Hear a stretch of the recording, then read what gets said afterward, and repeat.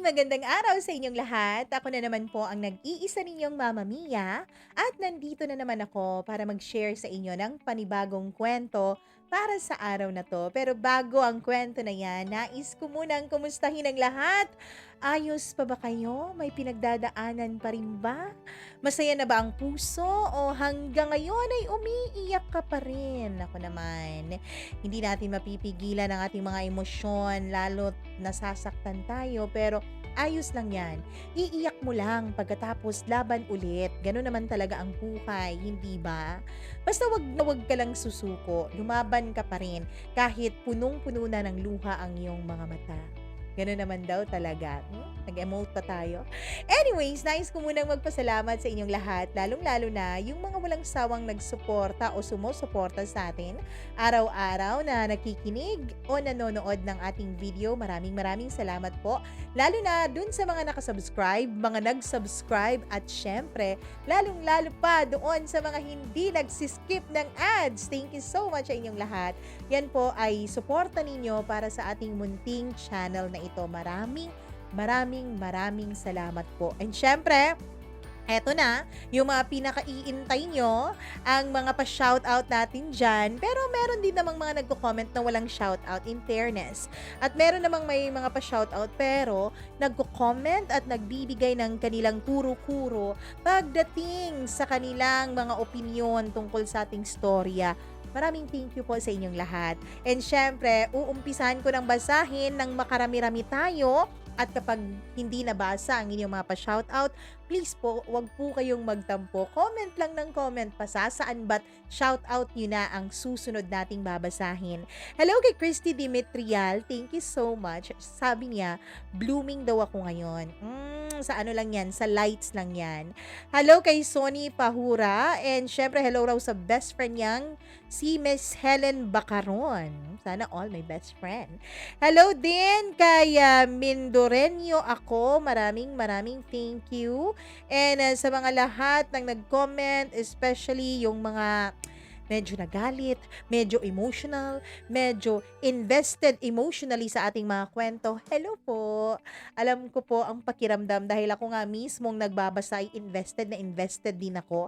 Hello kay Dionis Mel and sa asawa niyang si Panono. Hello po. Sa mga taga Florida, Blanca, ayon, Pampanga, hello po sa inyong lahat. Arman Castro, and syempre Mary Jane Hasa from Hong Kong. Thank you so much. Linda Baguno and Chong Germs. Grabe naman yung pangalan mo, ha? Nakakatakot. Charot. Anyways, kay Marvy Montesilio, maraming salamat po. Talia Bacornay Labto. Ayun, sana all daw swerte sa mother-in-law. Sana talaga. Kay Des Limbo, sana may 2 to 3 story upload every day. Ganon. Parang hindi na namin kakayaning mag-edit nun. Kakayanin siguro sa recordings, pero sa edit parang mukhang busy pa kasi yung editor ko Ang dami-daming ginagawa sa buhay. Kaya next time na lang. Hello kay Ami Ibanez, kay Bebang Pinyon. Maraming salamat. Josevina, thank you. And syempre, sa mga taga Dubai, hello po sa inyo. Sa mga taga Fisher Mall, Quezon Avenue, hello po. Sa mga taga Landscape, maraming salamat. Naway makapunta ako dyan, makagala ako dyan one of this month. Hindi po these days, ha? Months po. Hello sa ating palaging nakikinig na si Mary Grace Lardizabal, thank you. Dolor Jacob, maraming salamat. Ayun, Jen from Riyadh.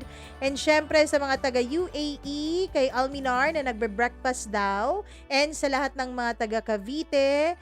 And syempre sa lahat ng mga taga Ohio, USA. Ayon, si Jean May Horario. Maraming salamat po. Faye Flores, welcome back. And sa mga taga Toledo, Cebu, and sa mga taga Jordan, hello po, Jazz Elverano. Tama ba? Jazil Elverano, or hindi ko alam kung paano ba i-pronounce yung pangalan mo. And hello po sa lahat ng mga nakikinig all the way from Iloilo City and from Kingdom of Saudi Arabia, from Zamboanga City, from Pampanga, from San Vicente, Palawan. Hello po sa mga taga Pangasinan raw, sabi ni Rolando M. Rabino. Ayan, complete name yun ha. Sa mga taga Brunei, thank you so much, JLP Apparel. Maraming salamat po sa inyo. And syempre kay Josie Valerio of Sampalucan, Taytay, Rizal. Sa mga SD, USA, South Dakota po ba ito? Tama po ba? Hindi ko alam kung tama ang mga pinagsasabi ko. Correct me if I'm wrong na lang po. And syempre, sa lahat po ng mga nakikinig araw-araw, sa mga pampagana tayo tuwing naglalaba, tuwing namamalansya, tuwing nagluluto, tuwing nagtatrabaho sa opisina, maraming thank you po sa inyong lahat. Hello po sa Ramos family ng Homesite Cabiao. Hello, Jeanette. And syempre sa mga taga Cebu, taga Pangasinan, hello po sa lahat ng mga taga Hong Kong. Ang dami-dami nyo naman pala. And sa mga maraming taga Hong Kong in fairness. And sa lahat ng mga taga Pilipinas as well. Hello kay Jaquilo Piñaflor of Baruta, Nuevo Iloilo. Maraming salamat. Narvasa family, thank you so much. The best daw ang mga payo ko. Talaga ba, Kling family? Totoo po ba yun? Hello kay Gistoni Laperesos. Maraming salamat, Gistoni. And syempre, Alexander Mata. Maraming mga bagong pangalan na nababasa ko today, ha. Analiza Lozano. Maraming thank you kay Quick Thinker. Maraming thank you sa'yo, Analiza. And kay Bebang, syempre. And kay Jessa Himor. Joe Maralok. Ayan, tama po ba? And sa lahat po mga nag-comment, sa mga nag-react, Emily Lacuesta, Divina Cayin de la Peña, Army Espino, and maraming thank you po sa inyong lahat. Hindi ko na po kayo maisa-isa dahil baka magwa 1 hour na bati pa rin ako ng bati. Hello po.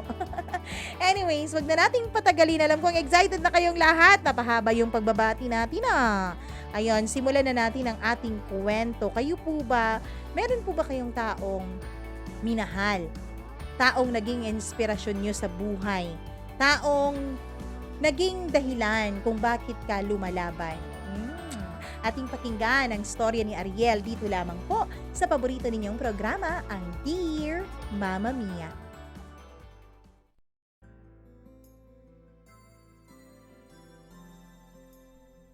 Ang mga pinagdadaanan natin sa buhay, kung minsan ay mga instrumento lamang para tayo ay patatagin, para sa mas mga grabe pang laban na ating haharapin sa kinabukasan. Kaya lamang minsan, imbis na tayo ay tumatag, ay lalo pa tayong nalulugmok sa kasalanan at labis na pagdurusa. Dear Mama Mia, ang kwento pong ibabahagi ko sa inyo ngayong araw ay hindi ko lamang po kwento. Kwento po ito ng aking unang pag-ibig. Hindi ng pag-iibigan namin, kundi ng naging buhay niya. At kung papaano ako naging bahagi noon. Mama Mia, ako po si Ariel. Bata pa lamang ako ay kasama ko na si Noemi. Si Noemi po, Mama Mia, ay kapitbahay namin sa aming lugar. Mama Mia, si Noemi ay maganda. Kahit noong mga bata pa lamang kami, ay makikitaan mo na talaga siya ng kakaibang ganda. Masaya rin siyang kasama, Mama Mia. Kaya naman bata pa lamang ay mag-best friend na po kami. Close din kasi ang aming mga magulang. Mula elementarya hanggang graduate kami ng high school ay kaming dalawa talagang magkasama sa buhay. Sabi pa nga ng iba naming mga kaibigan ay ang aming announcement na lang daw ang kanilang iniintay. Para raw masabi nilang kami ng dalawa. Ang totoo niyan, Mama Mia, marami po ang nagsasabing bagay na bagay kaming dalawa ni Noemi. Sabi nila, darating daw ang araw na magiging kami ring dalawa. Sa totoo lang, Mama Mia, ay kinikilig ako kapag may nagsasabi sa akin ng ganon. Elementarya pa lamang ay crush na crush ko na si Noemi. Kaso lang, ayoko talagang masira ang aming pagkakaibigan. Ayoko, Mama Mia, na yun pang maging dahilan para mawala siya sa buhay ko. Wala naman kasing kasiguraduhan ng buhay. Paano kung niligawan ko siya? Pagkatapos ay naging kami. Pagkatapos ay magkakasiraan kaming dalawa kapag nagkaroon kami ng problema at nagkahiwalay bilang magkasintahan. Hindi ko yata kakayanin na mawala si Noemi sa piling ko. Kaya naman ang naisip ko noon ay ilihim na lang ang aking pag-ibig. Mama Mia, masaya naman ako dahil si Noemi ay wala ring ini-entertain kahit nung high school ay marami nang nagpaparamdam at nagpapalipad hangin sa kanya. Marami ang nagkakagusto sa kanya sa school. Pero ni isa sa mga yon ay wala siyang pinapansin. Ang sabi niya, Mama Mia, wala raw sa isip niya ang pagdonobyo. Ang gusto daw niya ay mag-concentrate muna sa kanyang pag-aaral. Masaya naman ako sa desisyon niyang yon. Kaya naman, hindi ko po siya maiwan-iwan kasi kaming dalawa lang talagang magkasama.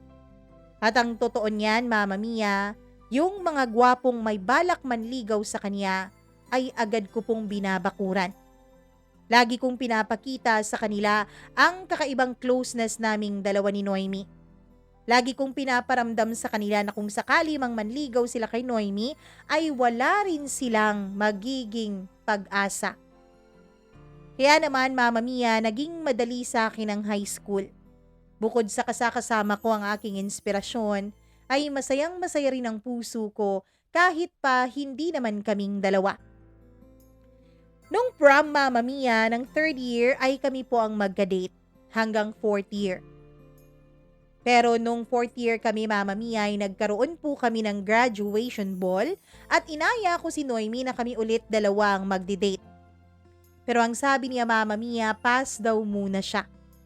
Ang akala ko nga ay hindi siya a-attend sa grad ball. Pero ang sabi niya ay meron na raw siyang napangako ang iba. Doon ako nagtaka at nasaktan, Mama Mia. Sino ba ang pinangakuan niya? Ganun ba ito kaimportante at indyanin? O wag niya akong pagbigyan na best friend niya? Masakit para sa akin yun pero ngumiti na lang ako kay Noemi. Tinanong ko siya kung sino pero ang sabi niya ay hindi ko raw ito kilala. Pero siya, medyo matagal-tagal na raw ito niyang nakilala. Mama Mia, wala talaga akong kaalam-alam noon kung sino. Tinanong ko pa ang mga close rin niyang babae kung sino ba ang kadate ni Noemi sa grad ball namin. Pero lahat sila ay walang ideya. Basta ang sabi nila ay parang kilig na kilig raw si Noemi nung ikwenento niya na may bago siyang magiging date sa grad ball. Lalo akong nasaktan. Ayoko na sanang pumunta ng grad ball noon, Mama Mia. Ayoko na sanang malaman kung sino ba ang lalaking tinutukoy ni Noemi. Ang akin kasi, Mama Mia, kung masasaktan lang din ako, ay mabuti pang wala na lang akong alam. Pero di ba likas naman sa isang tao ang pagiging pakialamero at pagiging tsismoso. Kaya naman kahit alam kong masasaktan lang ako, Mama Mia, ay pinuntahan ko pa rin ang grad ball namin. Hindi pa ako nagpa-late noon at maagang-maaga ako kasama ang iba ko pang mga barkada na wala ring date sa grad ball na yon. Ang ginawa na lang namin ay nangangansyaw sa tuwing may mga pumapasok sa venue. Yung iba kasi, Mama Mia, ay iba po ang make-up. Para bang make-up ng patay. Yung iba naman ay napakakapal ng make-up. Yung iba naman, ang kulay ng kanilang mga damit ay hindi bagay sa kanilang skin tone. Kung ano-ano pang pangangansyaw ang ginagawa namin na syempre, pinapagalitan kami ng teachers kapag kami ay napupuna. Hanggang sa dumating na ang pinakamagandang babae sa gabing yun. Si Noemi. Napakaganda niya sa puti niyang bestida. Bagay na bagay sa maputi rin niyang kutis. Mama Mia, napangiti ako nung makita ko siya. Pero nung makita kong may kasama siya at ang kamay niya ay nakaangkla pa sa braso ng lalaking ito, ay nawala po lahat ng ngiti ko at tuwa ko. Napalitan yon ng labis na sakit. Mama Mia, hindi ko alam kung ano ang maramdaman ko nung panahon na yon. Gusto ko nang umalis doon pero na-curious talaga ako dahil hindi ko po nakikita pa mula noon ang lalaking kasama niya. Nagpakalayo-layo muna ako sa kanila at doon ako sa madilim na bahagi ng venue na yon nang sa ganon ay hindi nila ako makita. Pinagmasdan ko si Noemi. Masaya siya, Mama Mia. Totoo ngang kilig na kilig ang kanyang itsura. Hindi ko pa siya nakitang ganun kakilig kapag ako ang kasama niya. Napakasakit noon para sa akin. Pero pinilit ko na lang baliwalain. Pinilit ko na lang na ibaling sa iba ang atensyon ko nung gabing yon. Kaya naman, may isa kaming kaklase na alam ko na may gusto sa akin. Ito ang nilapitan ko para makipagsayaw nang sa ganun ay hindi naman ako magmukhang kawawa sa harap ng ibang tao. Lalo na kapag nakita nilang may kasayaw na iba ang partner ko palagi. Mama Mia, agad naman akong pinaunlakan ng classmate ko na yon. Kilig na kilig pa nga siya eh. Kung ano ang reaksyon ni Noemi dun sa lalaking kasama niya, ay ganun na ganun din ang reaksyon nung kaklase namin nung inaya ko siyang sumayaw. Nagsayaw kami sa dance floor at timing naman na slow music nang pinatugtog ng DJ. At habang nagsasayaw kami, Mama Mia, ay nakita ko rin na nagsasayaw si Noemi at ang kasama niya. Hindi talaga ako makapag-concentrate noon sa sayaw. May mga pagkakataon pa na naaapakan ko ang paa ng kapartner ko. Agad naman akong nagsusorry at siya naman ay ngumingiti lang na parang hindi nasaktan. Naawa ako sa kanya, Mama Mia. Ganun nga siguro talaga kapag gusto mo o iniibig mo ang isang tao. Kahit nasasaktan ka na, ay pinapakita mo pa rin na ayos ka lang. Basta ba siya ang nanakit sa'yo? Pagkatapos ng sayaw ay umalis na ako sa dance floor. Aalis na sana ako noon dahil wala naman na akong balak pang magstay ng matagal dahil unti-unti lang natudurog ang puso ko sa aking nakikita kay Noemi. Pero bago pa ako makalabas ng venue, Mama Mia, ay tinawag na ako ng babaeng pinakamamahal ko. Ariel! Uy, Ariel! Eto naman, parang bingi. Sabi niya na may halong pagtatampo ang boses. Hindi ko sana siya papansinin na tuloy-tuloy sana ako sa aking mabilis na paglalakad pero bigla niyang nahawakan ang kamay ko. Nung lingunin ko siya, Mama Mia, ay kasunod niya ang lalaking kanyang kasayaw kanina. Hoy Ariel, ito nga pala si Josh. Family friend namin. Sa Maynila siya nag-aaral. Josh, ito naman si Ariel. Best friend ko mula elementarya. Masayang pagpapakilala niya sa aming dalawa. Mama Mia, inilahad nung Diyos ang kanyang kamay at nakipagkamay na rin ako kahit ang totoo ay suntok ang gusto kong ibigay sa kanya. Ariel, siya yung sabi ko sa'yo, yung nakilala ko doon sa Maynila nung minsang nagbakasyon kami ni na Mama? Ah, yun pala yun. Muntik ko nang nakalimutan na naikwento na pala niya yung lalaking yun. Second year high school kami at summer vacation yun, Mama Mia. Akala ko nga noon ay magsasama kaming dalawa sa mga activities namin tuwing summer. Pero ang sabi niya ay hindi siya makakasama dahil magbabakasyon sila sa Maynila. Nung mag third year na kami ay agad niyang kwento sa akin ang tungkol sa isang lalaking na-meet niya na sobrang gwapo raw talaga. Nung una ay nasaktan ako pero binaliwala ko na lang yun dahil ang naisip ko noon ay hindi naman sila palaging magkikita.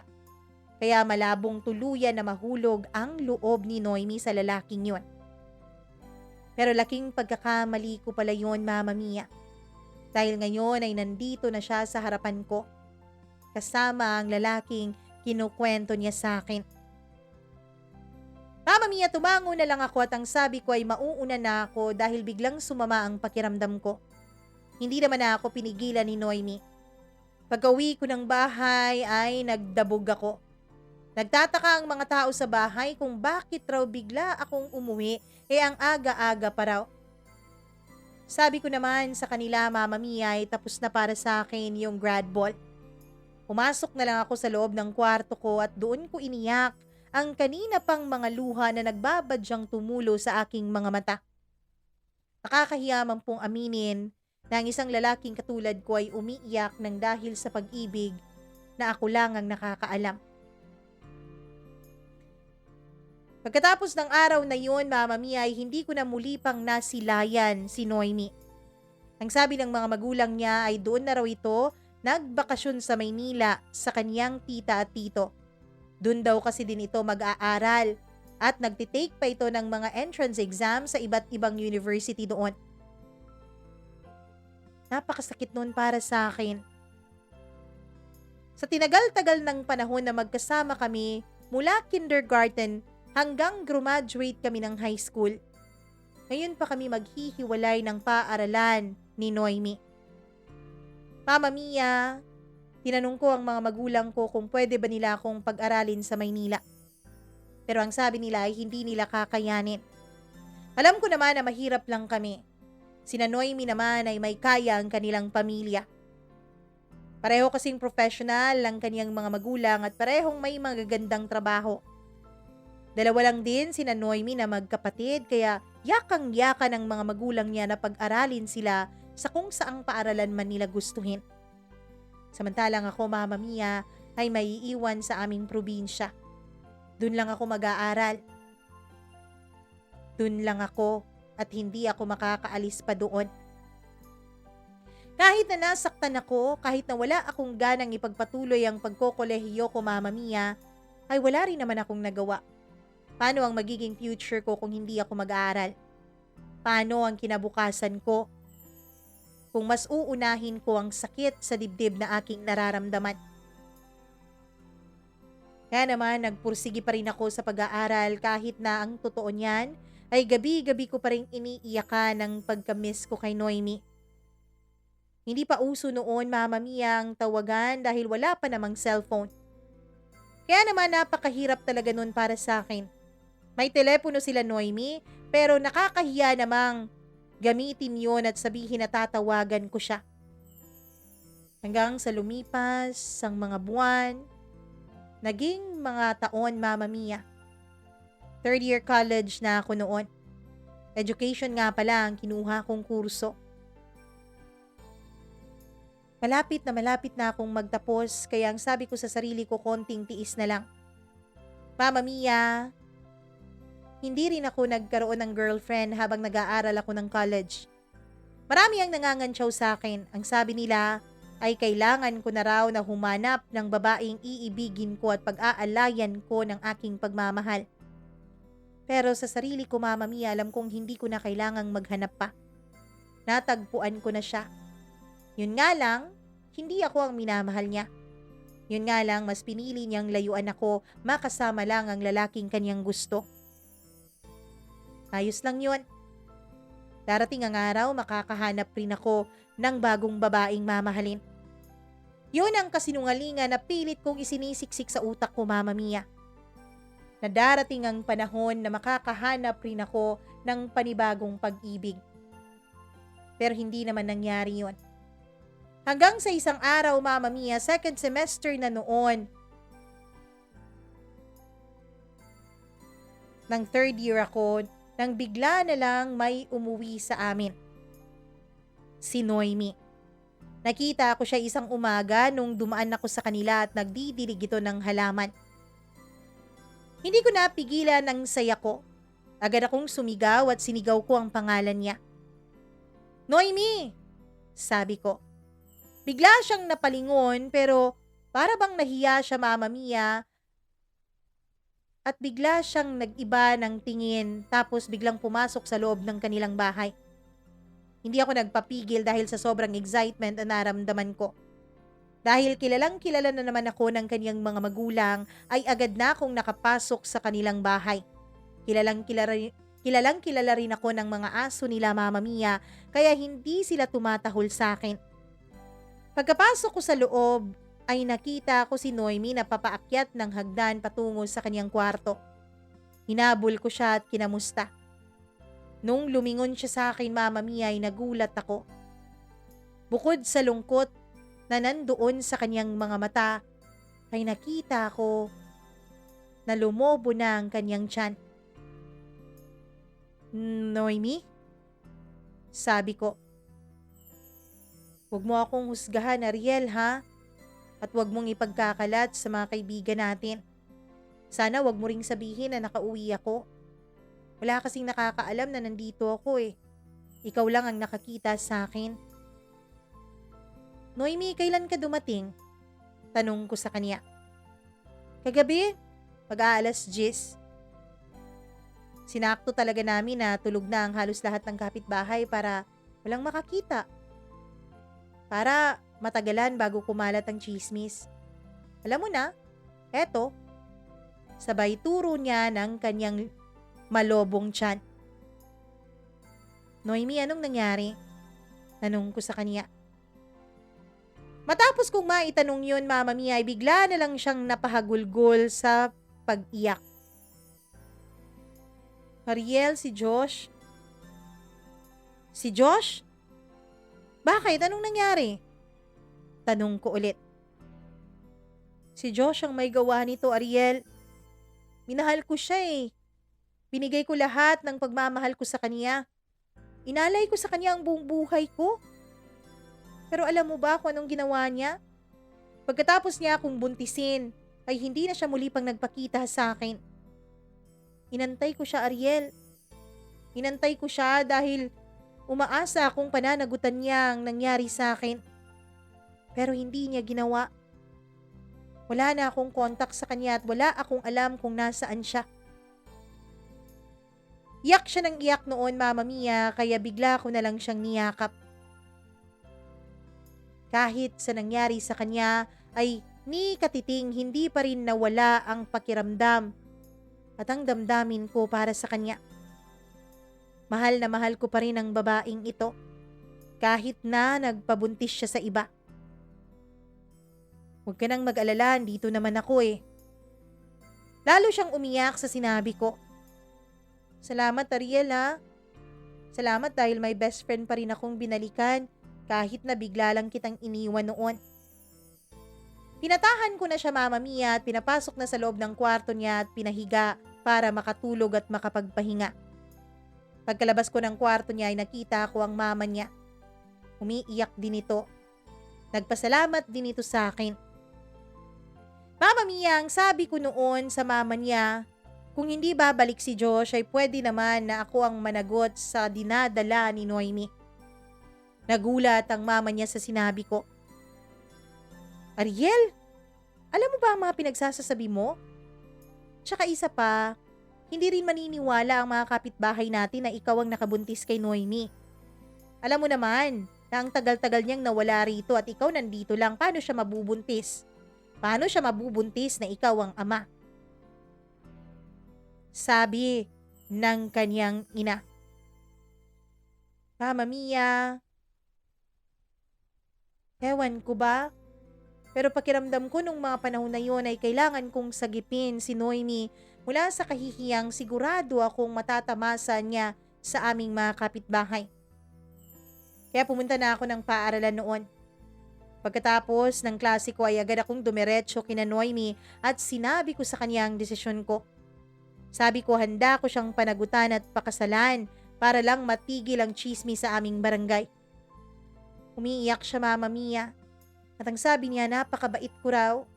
Tunay raw talaga akong kaibigan pero hindi ko raw yun kailangang gawin. Ang sabi niya, Mama Mia, kakayanin niya raw na mag-isa. Pero hindi naman nangyari yun. Dahil pagkatapos malaman ng aming mga kapitbahay ang kanyang naging sitwasyon, Mama Mia, ay kumalat na parang apoy sa aming lugar ang chismis. Napaaway pa ang kanyang papa hanggang sa atakihin ito sa sakit sa puso at ito din ang kanyang ikinamatay. Mama Mia, nung mamatay ang papa ni Noemi ay biglang nagbago ang lahat sa kanilang pamilya. Ang mama niya ay hindi na nakapagpatuloy pa ng pagtatrabaho dahil masyado itong naapektuhan sa pagkawala ng kanyang asawa. Nagmumukmuk na lang ito sa loob ng kwarto. Hindi na ito halos lumalabas at hindi na ito kumakain ng maayos. Hanggang sa isang araw ay nakita na lang nila na nakahandusay na ito sa sahig. Kinitil ng mama niya ang sarili niyang buhay. Napaka-tragic noon para kina Noemi at sa nakababata niyang kapatid. Si Noemi noon, Mama Mia, ay magpipitong buwan palang buntis. At ang kapatid niya ay nag-aaral pa ng high school. Mama Mia, alam ko na masakit yun para kina Noemi. Ginawa ko ang lahat ng makakaya ko para ipakita na nandito lang ako para sa kanilang dalawa ng kanyang kapatid at para sa magiging anak niya. Ang lahat ng nakuha ni Noemi mula sa mga insurances at mga government benefits ng kanyang mga magulang ay inilapat nila sa pag-aaral ng kanyang kapatid at sa kanyang panganganak. Na cesarean kasi si Noemi, Mama Mia. Maliit kasi talaga siyang babae at malaking-malaki ang tiyan niya noon. Malaki raw ang bata kaya hindi kinaya ng normal delivery. Lahat ng perang nakuha nila ay naubos sa kanyang cesarean session at pati na rin sa pag-aaral ng kanyang kapatid. Araw-araw akong pumupunta sa kanila, Mama Mia. Itinuring ko na para ko ring anak ang anak ni Noemi. Nakita ko unti-unti siyang ngumingiti sa akin. Pakiramdam ko ay nalalapit na ang pagtanggap niya sa akin bilang bahagi ng kaniyang buhay at ang buhay ng kaniyang anak. Pero isang araw, Mama Mia, ay nagulat na lang ako. Wala na sa bahay nila sina Noemi at ang kapatid niya. Ang bali-balita sa amin ay ibinenta na raw ang bahay na yon at umalis na raw silang dalawa ng kanyang kapatid kasama ang kanyang anak. Mama Mia, wala po akong kontak noon kay Noemi. Hindi ko alam kung nasaan siya. Sa ikalawang pagkakataon ay iniwan niya ako nang wala man lang pasabi. Iniwan niya ako na para bang hindi ako mahalaga sa buhay niya. Sa ikalawang pagkakataon, Mama Mia, ay nadurog ang puso ko. Pero this time, mas ramdam ko po na durog ito.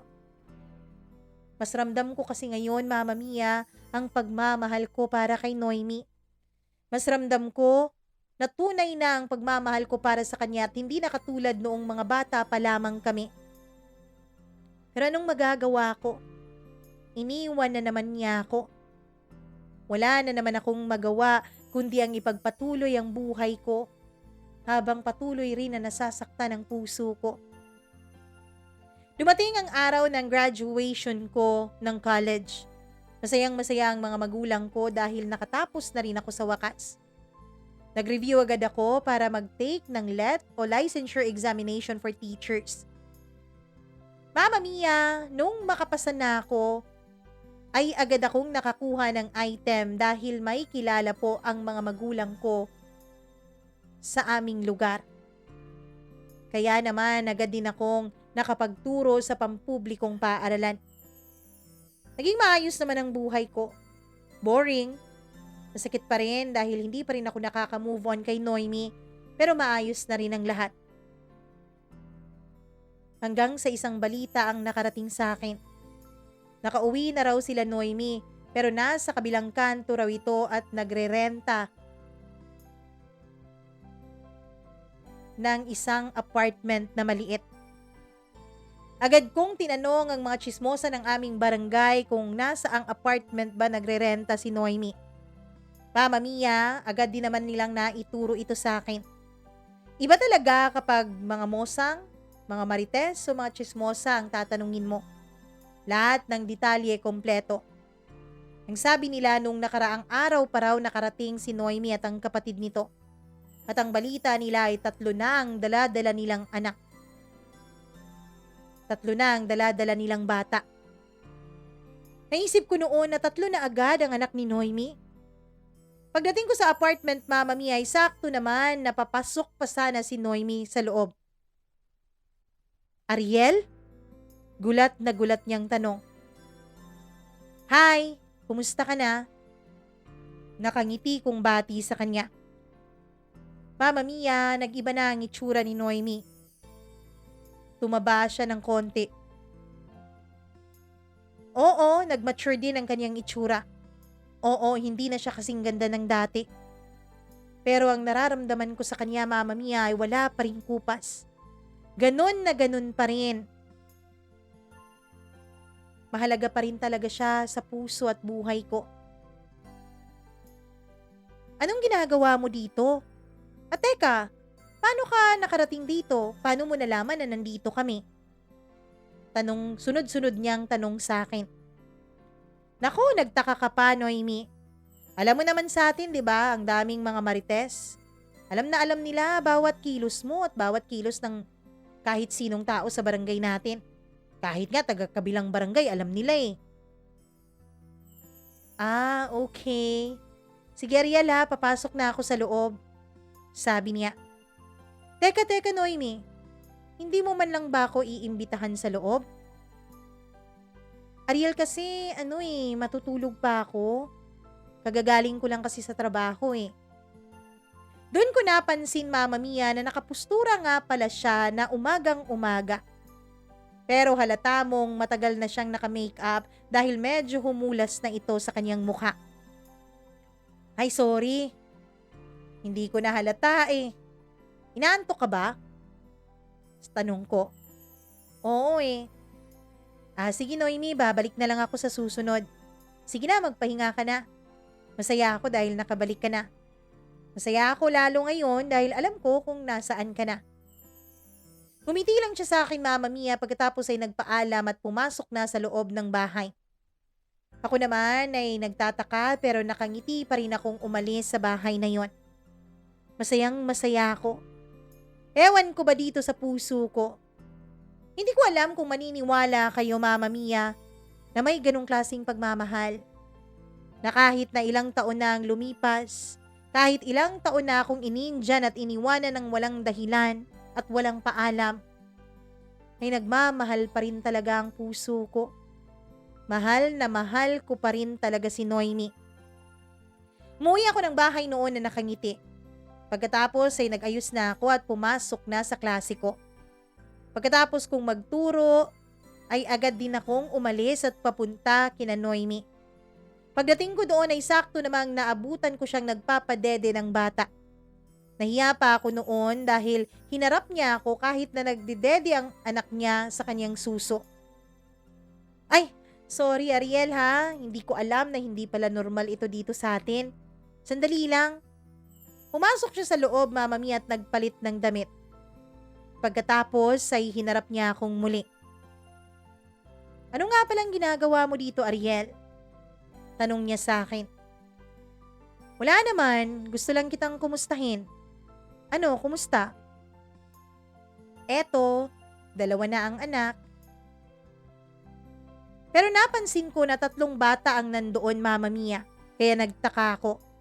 Siguro nabasa niya ang pagtataka sa mukha ko. Yang isa, anak ng kapatid ko yan. Siguro, magkapareho talaga kaming magkapatid.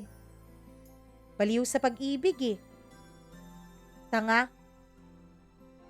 Mama Mia, pagkatapos niya yung sabihin ay bigla akong naawa sa kanya. Itatanong ko sana kung si Josh pa rin ba ang ama ng kanyang ikalawang anak. Pero siya naman ang sumagot ng kusa kahit hindi pa ako nagtatanong. Itong pangalawa kong anak, sa ibang lalaki to. Sa pangalawang lalaking inibig ko. Sa lalaking akala ko ang mag-aahon sa akin sa kahirapan. Nangako kasi siya, Ariel eh. Nangako siya. Natatanggapin niya ang una kong anak at iahahon niya kami ng kapatid ko sa kahirapan. Nangako siya ang bahala sa amin. Pero hindi rin pala nangyari. Napako rin ang pangako niya. Nalaman ko may asawa pala yung gagong yun. Sabi niya sa akin na naiiyak na rin. Hindi ako makaimik noon, Mama Mia, dahil hindi ko naman alam kung ano ang sasabihin ko sa kanya. Alam mo, Ariel, siguro nga ganito talaga ako, no? Siguro tanga talaga kapag galing probinsya. Sabi niya. Siguro kaya maraming probinsyana ang naluloko ng mga malilenyo. Dahil sadyang tanga tayo eh. Pagkasabi niya noon ay inawat ko siya, Mama Mia. Hindi naman tanga ang taong nagmamahal. Ang tanga, Noemi, yung mga taong minamahal mo na nga, nagagawa ka pa ring pagtaksilan. Pagkasabi ko noon, Mama Mia, ay biglang bumaba ang tingin niya. Hindi ko alam kung ano ang ibig sabihin noon. Sige Ariel, maraming salamat sa pagdalaw mo ha. Kasi kailangan ko pang mag-prepare. Magtatrabaho pa kasi ako eh. Darating na ngayon yung kapatid ko at siya na ang bahala dito sa 3 bata. Ganun kami, shifting. Tuwing umaga, ako ang nag-aalaga sa mga bata. Dahil siya ang nagtatrabaho. Ngayon naman, ako ang magtatrabaho at siya ang mag-aalaga sa mga bata. Tulungan na lang ba? Sabi niya. Mama Mia, sa totoo lang, ay naawa talaga ako sa sitwasyon ni Noemi. Pero alam ko, Mama Mia, na ayaw niyang kinakaawaan siya. Kaya sabi ko ay dadalaw na lang ako next time at hindi na ako nagpumilit pang magstay. Mama Mia, masakit para sa akin ang nangyari kay Noemi. Masakit para sa akin ang babaeng tinatrato kong Reyna nang hindi niya nalalaman ay binabasura pala ng iba. Masakit yun. Lalong-lalo na hanggang ngayon ay mahal ko pa rin siya. Simula nga ng araw na yun, Mama Mia, ay araw-araw ko na pong dinadalaw si Noemi. Nagtataka siya sa akin. Pero Mama Mia, habang dumadaan ang mga araw at linggo, ay parang unti-unti ay nakakapansin ako ng kakaiba kay Noemi. Bigla na lang itong walang ganang kumain at para bang pumapayat. Tinanong ko siya kung ano ang problema niya. Ang sabi niya, masyado lang daw siyang focus ngayon sa kanyang pagtatrabaho. Tinanong ko siya kung saan siya nagtatrabaho at ihahatid ko na siya, pero ang sabi niya, wag na lang daw. Sa susunod na lang daw. Mama Mia, para huwag na akong maging makulit ay inutusan na lang niya akong mag-grocery. Binigyan niya ako ng pera kahit ang sabi ko ay ako na ang bahala. Sabi niya nakakahiya raw. Kaya naman pumayag na rin ako na ako ang mag-grocery at hindi ko na siya naihatid sa kanyang trabaho. Araw-araw, Mama Mia, ganun po ang sitwasyon namin. Lagi po siyang nagsasabi na sa susunod na lang daw niya ako papasamahin sa kanyang trabaho. Hanggang sa siguro ay nagsawa na lang ako. Hanggang sa siguro ay pinocus ko na lang ang atensyon ko sa pagtulong ko sa kanya sa pag-aalaga ng mga anak niya at ng anak ng kapatid niya. Isang araw, Mama Mia, lunch break noon at in-announce ng principal namin na wala ng pasok sa hapon. Meron daw kasing importanteng gagawin ang ibang mga co-teachers ko. Ako naman, dahil hindi ako part ng subject na kailangan ng seminar, ay libre ako ng hapon na yon. Kaya natuwa ako. Mahaba-habang oras ang maibibigay ko ngayon kay Noemi at sa mga bata. Agad akong nagligpit ng aking mga gamit at excited na pumunta sa bahay ni Noemi. Kumatok ako, Mama Mia, pero walang sumasagot. Kaya naman pumasok na lang ako. Kasi naririnig ko po sa labas ang iyakan ng mga bata. Pagpasok ko ay nag-iiyakan nga ang mga bata sa sala. Mama Mia, yung anak ni Noeming bunso ay basa pala ang lampin. Kaya umakyat ako sa taas para sana ay kunin ang lampin o tanungin si Noemi. Ang akala ko kasi, Mama Mia, ay natutulog siya. Pero nung pinihit ko ang pintuan ng nag-iisang kwarto na nandoon ay gulat na gulat ako sa nakita ko. Si Noemi, Mama Mia, nakahubad. Kasama ng 2 lalaking nakahubad rin. Yung isa ay humahalik sa kanyang batok. Yung isa naman ay humahalik sa kanyang dibdib. Habang si Noemi, Mama Mia, ay parang may sinisinghot. Nung mapansin niya ako ay gulat na gulat siya. Ako naman ay agad sinugod ng suntok ang mga lalaking yon, pero wala po akong kalaban-laban sa kanila. 2 po kasi sila. At sa tingin ko, Mama Mia, ay high na sila nung mga panahon na yon. Sa tingin ko, 3 silang gumagamit ng ipinagbabawal na gamot. Mama Mia, doon ay agad na inawat ni Noemi ang mga lalaking sumusuntok sa akin at agad din silang pinaalis. Diyan ka na nga. Hindi ako magbabayad Hindi ako nakaraos sabi nung isang lalaki. Ako din. Di naman ako nasarapan. Di ka na pare. Mama Mia, nanggagalaiti pa talaga ako sa mga pinagsasasabi nila pero wala na po akong lakas na tumayo para makipagsuntukan pa. Pagkatapos noon ay nagbihis si Noemi at nilapitan ako. Tinanong ko siya kung bakit. Doon ay umiyak siya, Mama Mia. Yun daw kasi ang trabaho niya. Ang pagbibigay ng aliw sa mga kalalakihan. Wala naman daw kasi siyang makitang trabaho doon sa amin. Na maganda-ganda ang kitaan at kayang buhayin ng kaniyang mga anak. Kaya napilitan raw siyang ibenta ang kaniyang katawan. Wala na naman ding mawawala sa akin, Ariel. Natikman na rin naman ako ng iba't ibang lalaki. 2 na nga ang anak ko sa iba't ibang lalaki, di ba? Bakit pa ako mag-iinarte? Sabi niya habang umiiyak. Niyakap ko siya, Mama Mia, dahil naaawa ako. Tinanong ko siya kung bakit kailangan niyang gumamit ng ipinagbabawal na gamot. Ito lang kasi ang tanging paraan, Ariel, para hindi ako mandiri sa katawan ko. Ito lang ang tanging paraan para matanggap ko sa sarili ko ang mga pinaggagawa ko. Huhusgahan mo rin ba ako, Ariel? Pagkatanong niya sa akin noon, Mama Mia, ay umiling ako at niyakap ko siya. Noemi, mahal kita. Mula pa noon, mahal na kita. Sa unang pagkakataon, Mama Mia, ay inamin ko kay Noemi ang tunay kong nararamdaman.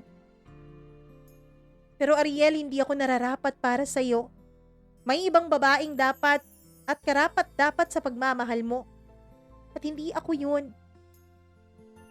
Ariel, marami pang iba dyan at wag na lang ako, masisira lang ang buhay mo sa akin. Sabi niya. Noemi, tutulungan kita. Tutulungan kitang magbagong buhay. Alam mo ba na mas masisira ang buhay ko kapag hindi kita kasama? Tanggap kita, Noemi. Magbago ka, akong bahala sa inyo ng mga anak mo. Pagkasabi ko noon, Mama Mia, ay niyakap niya ako. Salamat, Ariel. Sige, susubukan kong magbago. Kahit na masakit para sa akin, ang mga nakita ko at ang mga nalaman ko tungkol kay Noemi, ewan ko ba kung tanga lang talaga ang puso ko. Hindi ko talaga magawang ibaling sa iba ang nararamdaman ko. Hindi ko magawang kamuhian ang babaeng minamahal ko. Hindi ko magawang bawasan man lamang ang pag-ibig na nararamdaman ko para sa kanya. Mahal na mahal ko siya, Mama Mia. Kaya tinanggap ko ang lahat-lahat tungkol sa kanya. Mula nga ng araw na yon ay naging kaming dalawa ni Noemi. Sinisikap po niyang magbago. Hindi na rin po siya nagtatrabaho ng pagbibigay ng aliw at ng katawan niya sa ibang lalaki. Mama Mia, naging masaya ako kahit na ang totoo noon ay marami po ang nanghuhusga sa akin. Mga kapitbahay namin, mga kaibigan namin at lalong-lalo na ang pamilya ko. Professional daw akong tao. May pinag-aralan at may matinong trabaho. Makakahanap daw ako ng karapat-dapat na babae para sa akin. Pero ang hindi nila maintindihan, Mama Mia, kahit na marami ang mas karapat-dapat ay nag-iisa lang naman talaga ang babaeng tinitibok ng puso ko. At yun ay walang iba kundi si Noemi. Kaya kahit anong pangaral lang gawin sa akin ng mga magulang ko, kahit anong chismis ang marinig ko mula sa ibang tao, ay hindi pa rin ako sumusuko. Minamahal ko pa rin talaga si Noemi. Lumipas ang 3 buwan, Mama Mia, na wala na akong nabalitaan na nagtrabaho pa si Noemi.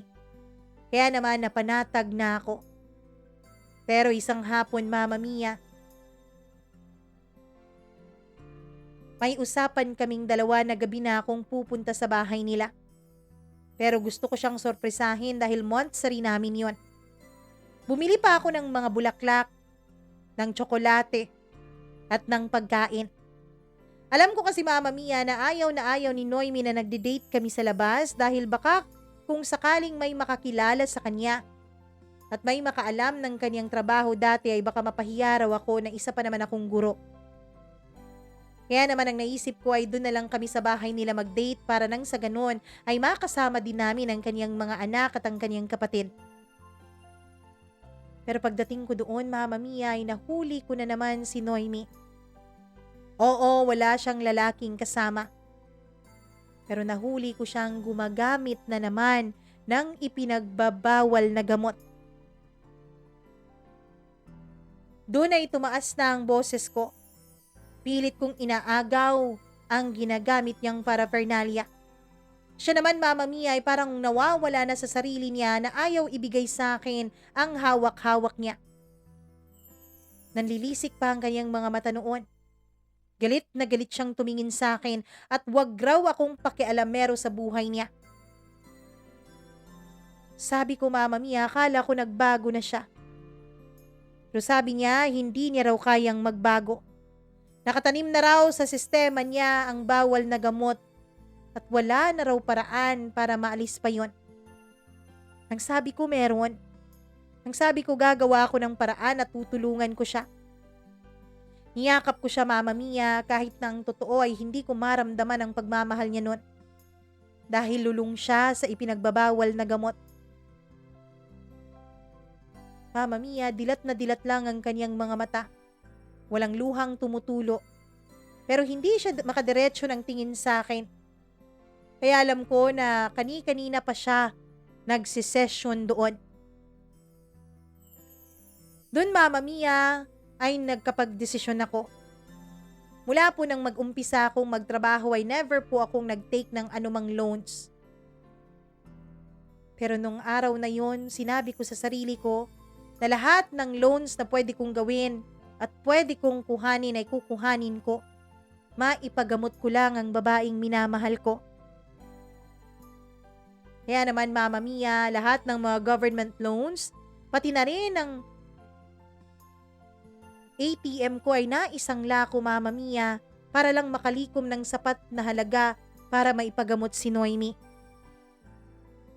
Oo Mama Mia, pinarehab ko po ang babaeng mahal ko. Gustong gusto ko siyang tulungan. At dahil nga nakarehab si Noemi, ay mas lalong lumaki ang gastusin ko sa bahay nila. Hindi na kasi nakakapagtrabaho ang kapatid niya sa convenience store kung saan ito nagka-cashier. Wala na kasing ibang magbabantay sa mga bata. Ako na rin ang nag-provide sa kanilang pangangailangan. Mula sa groceries, diaper at gatas ng mga bata, pati na rin sa renta ng apartment, sa tubig at kuryente, at kung ano-ano pang mga gastusin. Plus ang gastusin pa ni Noemi sa rehab center. Mama Mia, halos magkanda kuba-kuba ako noon sa pagsisikap ko na maipagamot ang babaeng pinakamamahal ko. Tiniis ko lahat ng pagod, lahat ng hirap, kahit na tanga, bobo na ang tawag sa akin ng iba. Naturingan pa naman daw akong guro pero hindi ko ginagamit ang utak ko. Ganun nga siguro talaga pag nagmamahal ka Mama Mia. Nawawala ng silbi ang utak mo dahil puso mo lang ang lagi mong sinusunod. Binigay ko ang lahat para maipagamot ko lang si Noemi. Hanggang sa makalipas ang 6 na buwan ay nakalabas na siya ng rehab. Mama Mia, masayang masaya ako nung araw na yon. Dahil sa wakas, matino na ang pag-iisip ng babaeng pinakamamahal ko. Pero akala ko lang pala ang lahat ng yon Mama Mia. Akala ko lang pala na matino na ang kanyang pag-iisip pero hindi pa. Makalipas lamang po ang 2 linggo, ay kinitil ni Noemi ang sarili niyang buhay. May iniwan po siyang sulat para sa akin. Sulat na humihingi ng tawad dahil nahihirapan daw ako sa buhay ko dahil sa kanya. Hindi na raw niya mababago ang tadhana niya Mama Mia. Kahit anong gawin ko raw na pagpapagamot sa kanya ay pagsasayang na lang daw yun ang pera ko. Humingi siya ng tawad sa akin dahil huli na nung malaman niya kung gaano niya ako kamahal. Mas na-excite kasi raw siya sa gwapo at mas na-excite siya sa isipin na isang Manilenyo ang mapapangasawa niya. At katulad ko, Mama Mia, ay natatakot din pala siya noon na magsabi sa akin ng kanyang tunay na nararamdaman dahil ayaw niya rin na mawala ako sa buhay niya kapag nagkahiwalay kaming dalawa. Pagkatapos kong basahin ang liham niya para sa akin ay umiyak talaga ako ng umiyak. Bakit napaka-unfair naman ang buhay? Bakit kung kailan akala ko magkakaroon na kami ng happy ending, ay dun pa tinuldukan ng tadhana ang aming pagsasama? Bakit naman ganun ang lahat, Mama Mia? Mahal na mahal ko si Noemi. Kaya kong ibigay ang lahat sa kanya. Kaya ko siyang panindigan at ang mga anak niya kahit pa sa sinasabi ng ibang tao tungkol sa kanila. Mahal na mahal ko si Noemi. Mahal na mahal. Pero anong silbi pa ng pagmamahal ko, Mama Mia? Wala na siya.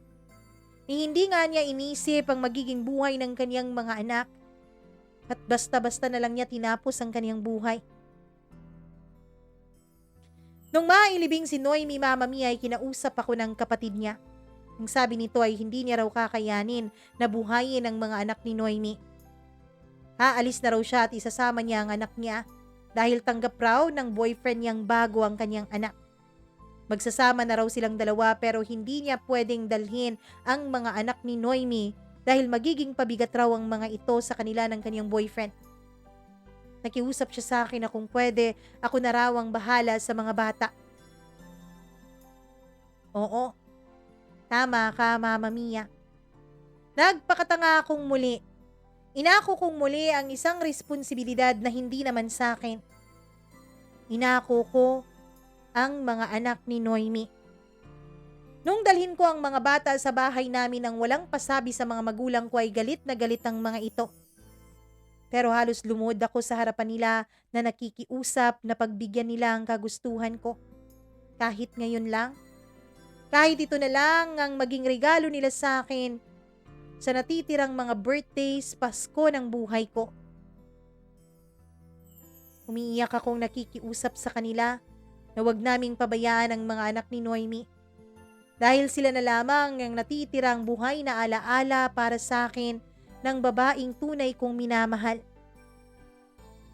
Siguro, Mama Mia, ay naawa na rin ang mga kapatid ko at ang mama at papa ko sa akin. Kaya tinanggap na rin nila ang mga bata. Nung una ay hindi naging madali, pero kalaunan ay napamahal na rin sa kanila ang mga anak ni Noemi. Itinuring ko silang parang tunay kong mga anak. Sa ngayon, Mama Mia, ay mag-grade 10 na po ang panganay. At yung bunso naman ay mag-grade 8 na. Mababait ang mga anak ni Noemi. Maganda rin katulad niya. Puro babae po pala ang mga anak niya, Mama Mia. Ngayon, Mama Mia, ay wala pa rin akong asawa. Hindi na nga ako nagkaroon ng panibagong girlfriend pagkatapos ni Noemi.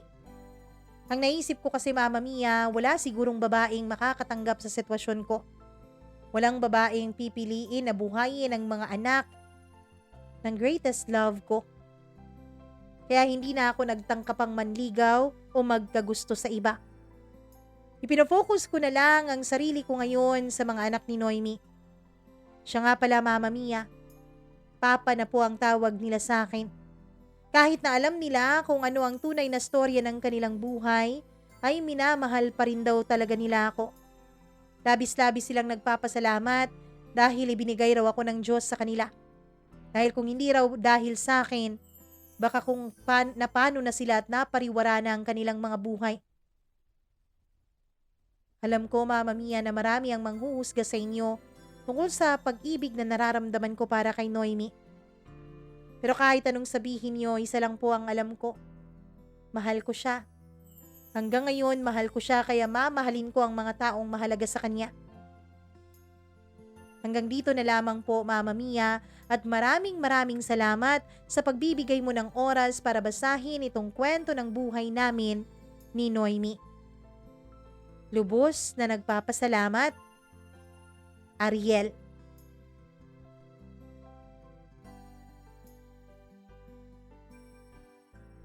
Napakadakila ng pagmamahal mo para kay Noemi, Ariel. Isang pagmamahal na kailanman ay hindi ko pa nakita mula sa iba't ibang mga kwentong nabasa ko dito. Dakila ka talaga dahil kahit yung mga anak ng babaeng pinakamamahal mo, kahit hindi mo sila mga anak ay tinuring mong parang sayo. Binuhay mo, binihisan mo, pinag-aral mo. Alam mo, sa tingin ko, ako lang to ha, parang may nakalaan ng kwarto para sa'yo dun sa langit dahil sa sobrang kabaitan mo. Ang hangad ko lang sana talaga ay ituring ka rin na parang tunay na ama ng mga anak ni Noemi. Na sana kapag tumanda ka na ay hindi ka nila iwan. Pero alam ko, malaki ang posibilidad na mangyari yon dahil alam ko na malaki ang kanilang pasasalamat na inampon at binuhay mo sila. Naway marami pang maging katulad mo, Ariel. Tama naman ang sinabi mo kanina. Hindi tanga ang tunay na nagmamahal. Ang tanga ay yung mga taong minamahal mo na nga ng tunay at lubusan ay nagagawa ka pa ring iwan at pagtaksilan. Magmahal ka lang ng naaayon sa tunay mong nararamdaman. Magmahal ka at magtiwala ka sa Diyos. Dahil kapag ginawa mo yun, kahit anong pagsubok na darating sa'yo, kahit anong pagsubok sa pag-ibig mo, malalagpasan mo ang lahat ng iyon. Maraming salamat, Ariel, sa pagbabahagi mo ng iyong kwento dito sa ating YouTube channel. Ako po ay lubos na nagpapasalamat sa iyo dahil binigyan mo ng pahintulot ang ating channel para i-share sa iba ang naging kwento ninyong dalawa ni Noemi. Kung katulad ni Ariel ay meron kayong kwento na nais i-share dito sa atin, huwag po kayong mag-atubiling mag-email sa akin, mamamiacdo0317@gmail.com. Huwag niyo pong kalimutan na i-like at i-share ang video na ito para nang sa ganoon ay marami ang ma-inspired sa kwento ni Ariel at Noemi. Huwag niyo rin kalimutan na kung hindi pa nakapag-subscribe, click the subscribe button, click the notification bell para lagi po kayong updated sa bawat video na ating i-upload. Muli po, ako po ay taos-pusong nagpapasalamat sa lahat ng sumusuporta dito sa ating munting YouTube channel. Thank you very much po from the bottom of my heart. Ako po ang inyong nag-iisang Mama Mia. Magandang araw sa inyong lahat.